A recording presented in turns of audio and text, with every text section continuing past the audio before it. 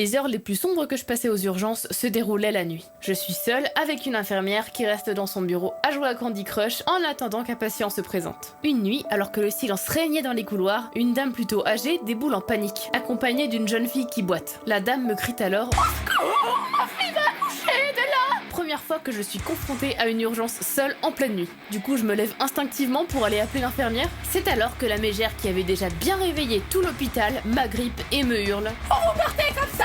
Dépêchez-vous de la faire accoucher!" Tout en écartant les jambes de la pauvre fille qui venait de perdre les os. Non mais vous vous rendez compte de la scène? Moi, diplômée d'un pauvre bac, forcée de faire accoucher une femme en plein milieu d'un couloir sordide aux lumières vacillantes. Et voilà le travail.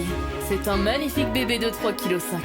Au final, j'ai dû me débattre pour aller chercher une infirmière qui a appelé un urgentiste. Oh, vous inquiétez pas, ça m'est arrivé un nombre incalculable de fois de me faire crier dessus par les patients. Après avoir passé tout ce temps dans le milieu médical, j'ai appris de nombreuses choses sur moi et sur les autres. La première, c'est que les gens sont hypocondriaques. Combien de patients se sont présentés à nous pour un mal de gorge, un bobo, une douleur à l'estomac après avoir mangé un grec. Un jour, on a même eu quelqu'un dont le motif de consultation était: s'est mordu en mangeant et a senti le goût du sang dans sa bouche. Ah, sacré patient.